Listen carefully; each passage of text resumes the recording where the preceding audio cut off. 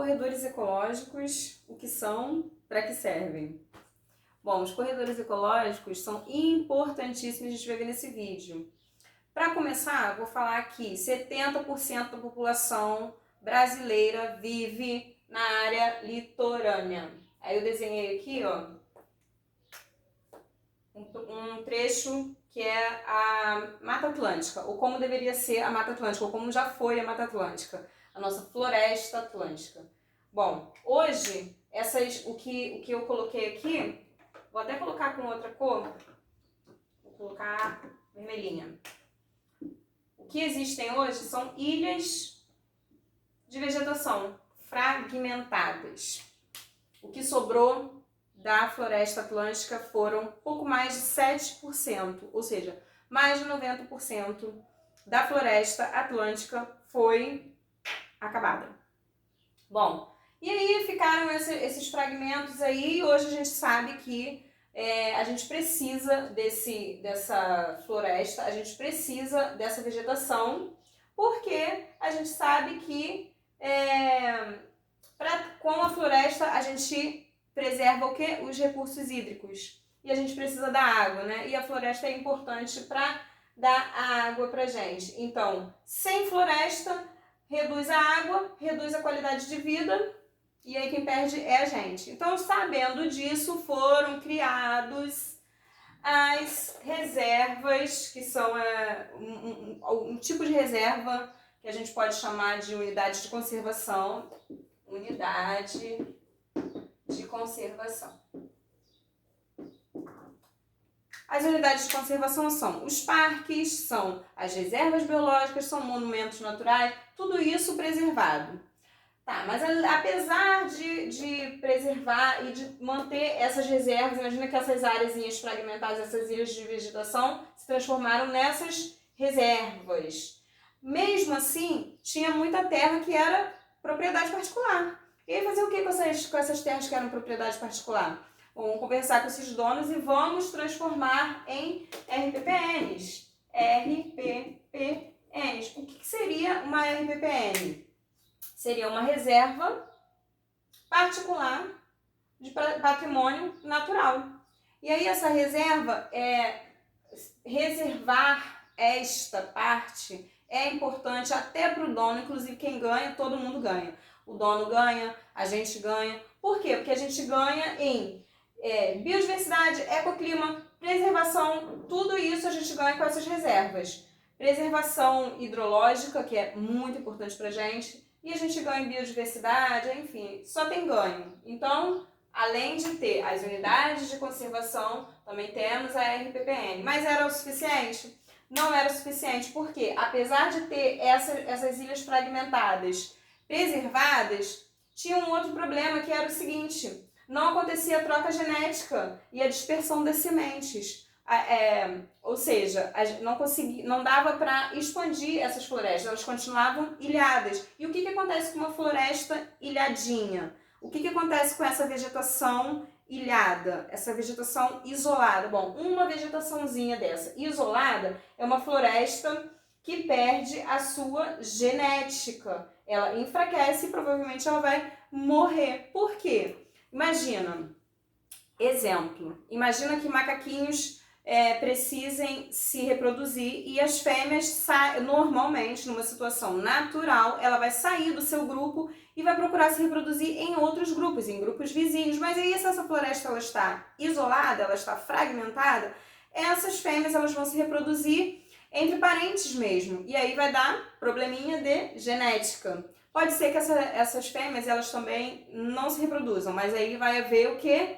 Vai se perder esse indivíduo, e aí esse indivíduo perdido, do ponto de vista ecológico, imagina, pode ser que ele deixe de existir. Bom, então era pouco só deixar essas áreas preservadas, precisava se fazer mais ainda. Foi aí que criaram os corredores ecológicos, certo?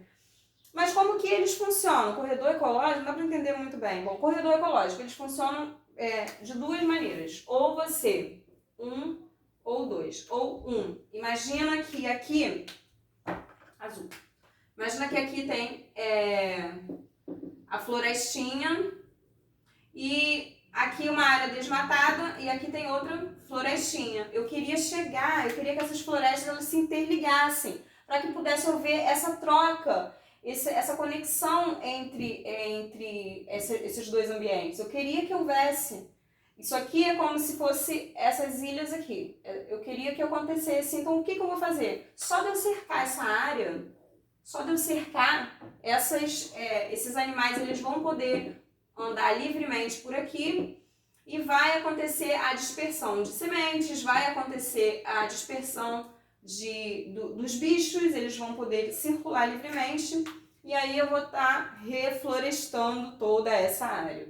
Bom, além disso, existe um outro meio que é o número 2, que é o plantio direto, que seria você reflorestar, plantar mudinhas da mata nativa ou também intercalar essas mudinhas com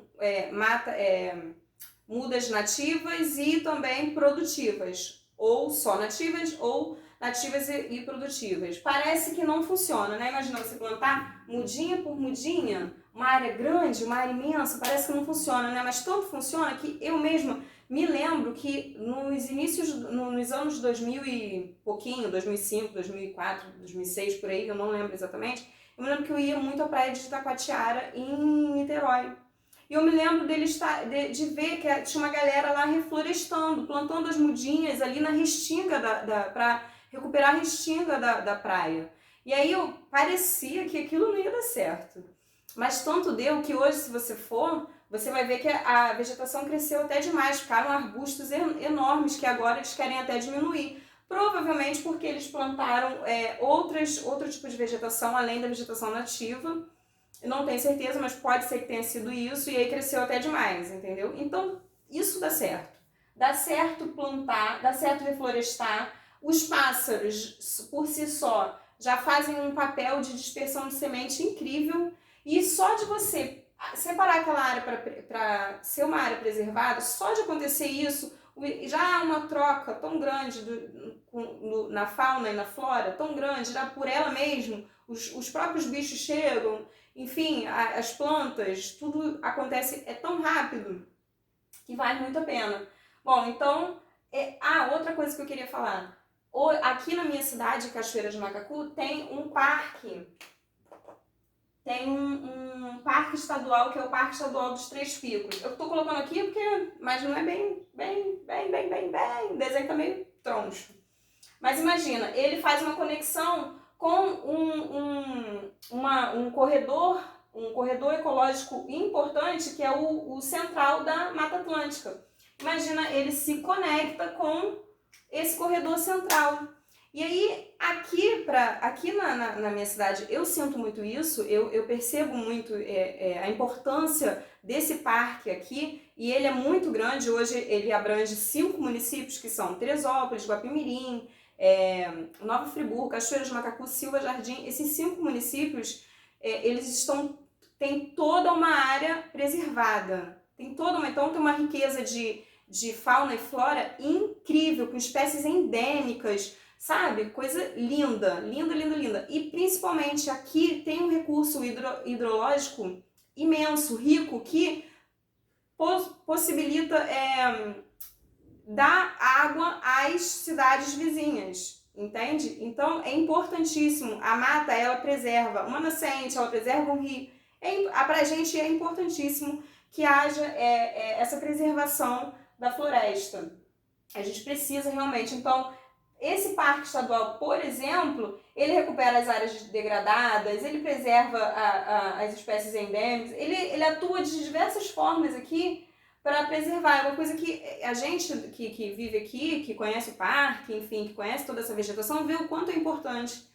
Então é isso, esses são os corredores ecológicos, é assim que funciona, realmente funciona, é muito legal e é muito bom que a gente saiba disso, que a gente tenha conhecimento disso, para que a gente aprenda também a preservar e saiba a importância de uma floresta como essa na nossa própria vida, ok?